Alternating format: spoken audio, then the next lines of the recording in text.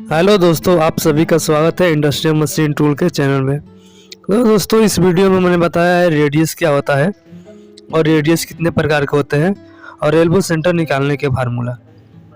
तो वीडियो को अंत तक आप जरूर देखिएगा ताकि इसमें बताया गया हर इन्फॉर्मेशन आपको अच्छे से समझ में आ सके और आपको अगला वीडियो ना देखना पड़े। तो अगर अभी तक चैनल को सब्सक्राइब नहीं किए तो सब्सक्राइब कर लीजिएगा और साथ में ऑल में नोटिफिकेशन को भी क्लिक कर लीजिएगा ताकि हर वीडियो की नोटिफिकेशन आपको सबसे पहले मिले। तो दोस्तों, सबसे पहले हम लोग जानेंगे रेडियस क्या होता है। रेडियस को पहले हम लोग अच्छे से समझ लेते हैं, फिर आगे हम लोग समझेंगे एक एक करके। जब भी कोई लाइन अपनी पहली दिशा से दूसरी दिशा में घूमती है, चाहे वो जितना भी डिग्री में घूमे, उस घुमाव वाले भाग को रेडियस कहते हैं। आप इमेज में भी अच्छे से समझ सकते हैं। 90 डिग्री एल्बो दिखाया गया जो लॉन्ग रेडियस है, 45 डिग्री एल्बो है और 90 डिग्री एल्बो शॉर्ट रेडियस में भी है। आपको इसमें अच्छे से दिखाया गया है और इमेज में भी आप देख सकते हैं।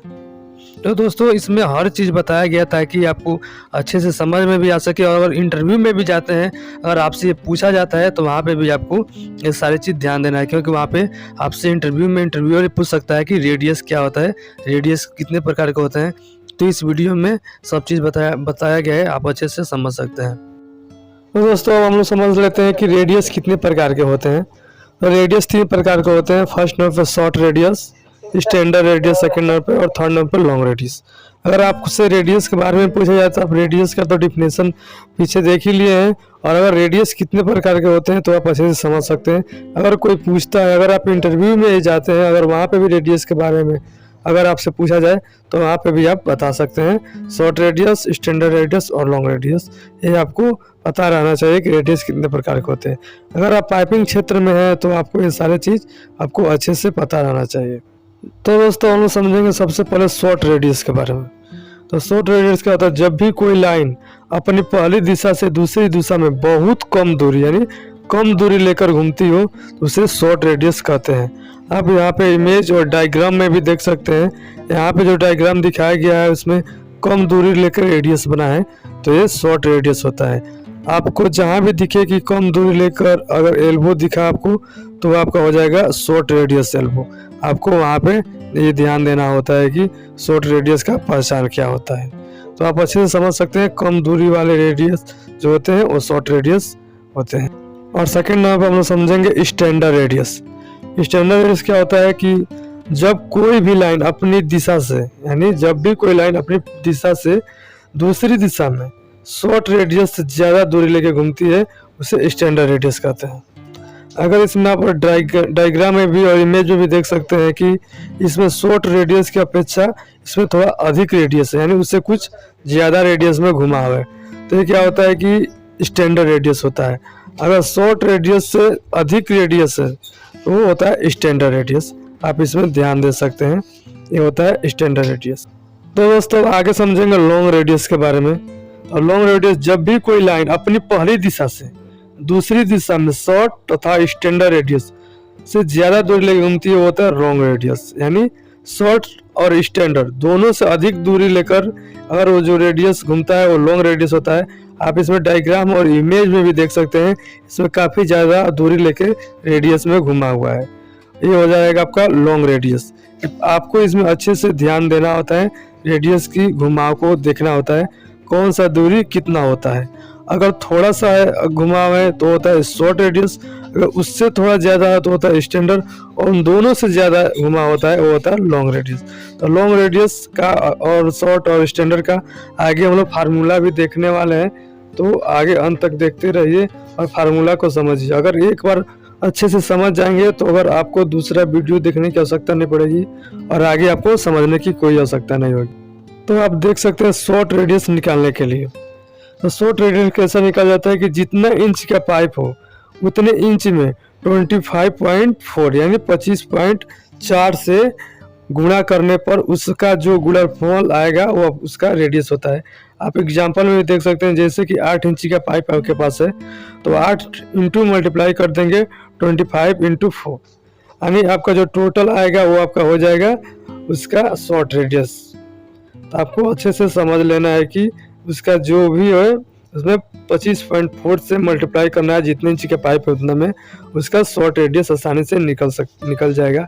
आप एग्जाम्पल में भी यहाँ पे समझ सकते हैं अच्छे से। और नेक्स्ट आगे समझते हैं स्टैंडर्ड रेडियस निकालने के नियम। इसमें देख सकते हैं स्टैंडर्ड रेडियस निकालने के लिए जितना इंच का पाइप हो उतने को डेढ़ा करके 25.4 से गुणा करेंगे तो आसानी से निकल जाएगा। जैसे कि 8 इंच का पाइप है तो 8 इंच का अगर डेढ़ा करेंगे, 8 का डेढ़ा करेंगे तो 12 हो जाएगा, और 8 का हाफ हो जाएगा 4, और 8 प्लस यानी 12 यानी 12 इंच हो जाएगा। तो 25.4 से 12 से मल्टीप्लाई करेंगे आपका आएगा 304 mm, यानी आपका स्टैंडर्ड रेडियस हो गया। स्टैंडर्ड रेडियस के और भी सारे फार्मूले हैं जो आपको आगे में बताया गया है, तो ध्यान से देखते रहिए और समझते रहिए। ये भी आप अच्छे से समझ सकते हैं कि जितने इंच का पाइप है उसका डेढ़ा करके उतने इंच 25.4 से मल्टीप्लाई कर देंगे तो आपका स्टैंडर्ड रेडियस आसानी से निकल सकता है। अगर आपको समझ नहीं आता है तो इसका अगर आप स्क्रीनशॉट भी चाहे तो लेकर रख सकते हैं। तो और आगे समझ लेते हैं लॉन्ग रेडियस निकालने के लिए। तो लॉन्ग रेडियस निकालने के लिए जितना इंच का पाइप होता है उतने इंच का 2 गुना करके 25.4 से गुणा करते हैं। जैसे कि 8 इंच का पाइप आपके पास है तो उसका 2 गुना करेंगे यानी 2 से मल्टीप्लाई करेंगे तो आपका हो जाएगा 16। अगर 16 में आप अगर 25.4 से मल्टीप्लाई करते हैं तो निकलता है 406.4 mm। यानी लॉन्ग रेडियस निकालने के लिए जैसे कि आपके पास जितना भी इंच का पाइप हो उसका 2 गुना कर दीजिए और इसमें 25.4 से मल्टीप्लाई कर दीजिए, आपका आसानी से लॉन्ग रेडियस निकल जाएगा। तो आप देख सकते हैं इसमें। तो दोस्तों अभी आप लोगों ने शॉर्ट, स्टैंडर्ड और लॉन्ग का देखा है, अब आप देख सकते हैं केवल रेडियस। स्टैंडर्ड रेडियस के लिए कुछ अलग डिग्री होता है या अलग डिग्री का फार्मूला होता है, उसको आप इसमें अच्छे से समझ सकते हैं। तो फर्स्ट नंबर पे आप लोग समझेंगे 90 डिग्री के लिए, स्टैंडर्ड रेडियस के लिए ओनली है। तो 90 डिग्री के लिए अगर स्टैंडर्ड रेडियस में देखना है तो इसमें क्या फार्मूला है, जितना इंच के पाइप हो उसमें 38.1 यानी 38.1 से गुणा करने पर एल्बो सेंटर निकलेगा। जैसे कि आपके पास 6 इंच का पाइप है उसमें 31.1 से मल्टीप्लाई कर देंगे तो आपका आंसर आ जाएगा। अगर आपके पास जितना भी इंच का, अगर 2 इंच का, 10 इंच का, 12 इंच का अगर आपके पास पाइप है तो इसमें आप 38.1 से मल्टीप्लाई कर देंगे तो 90 डिग्री के लिए स्टैंडर्ड रेडियस का एल्बो सेंटर निकल जाएगा आसानी से। तो ये फार्मूला आप यूज कर सकते हैं 38.1। और नेक्स्ट समझेंगे 60 डिग्री के लिए, यानी 60 डिग्री के लिए क्या फार्मूला होता है स्टैंडर्ड रेडियस के लिए। तो जितना इंच का पाइप हो उतने इंच में 21.5 यानी 21.5 से गुणा करेंगे तो उसका एल्बो सेंटर निकलेगा। जैसे कि आप इसमें अच्छे से समझ सकते हैं 10 इंच का पाइप है तो उसमें 10 से मल्टीप्लाई करेंगे 21.5 से तो आपका आंसर आएगा 215 mm। जैसे आपके पास कितना भी इंच का पाइप हो आप उसमें 21.5 से मल्टीप्लाई करेंगे तो 60 डिग्री के लिए आपका एल्बो सेंटर निकाल सकता है। और नेक्स्ट 45 डिग्री के लिए स्टैंडर्ड रेडियस में हम लोग समझेंगे, यानी 45 डिग्री के लिए स्टैंडर्ड रेडियस होता है कि जितना इंच का पाइप हो उतने में 16 से गुणा करेंगे तो उसका एल्बो सेंटर निकलता है। जैसे कि 6 इंच का आपके पास पाइप है, अगर 6 इंच के पाइप से 6 × 16 से मल्टीप्लाई करेंगे तो 96 mm। और 45 के लिए स्टैंडर्ड रेडियस में अगर आपको निकालना है तो 16 से यानी 16 से आपको अपने जितने इंच का पाइप हो उसमें आपको मल्टीप्लाई कर देना है, आपका 40 डिग्री के लिए आसानी से स्टैंडर्ड रेडियस में निकल जाएगा।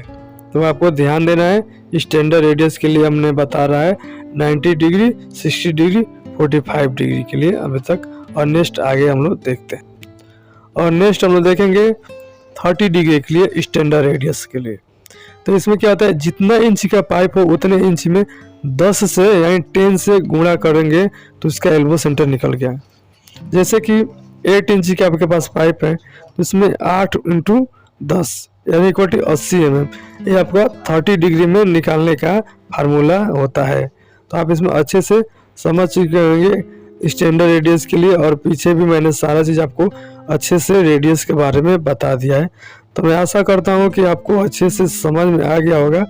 और अभी तक चैनल को सब्सक्राइब नहीं किए तो सब्सक्राइब कर लीजिएगा, हाँ, और अपने दोस्तों के पास जरूर शेयर कीजिएगा ताकि उन लोगों को भी ये सारी इन्फॉर्मेशन मिल सके। तो दोस्तों ऐसे ही और वीडियो देखने के लिए चैनल के साथ जुड़े रहें और मिलते हैं और अगले नेक्स्ट वीडियो के साथ।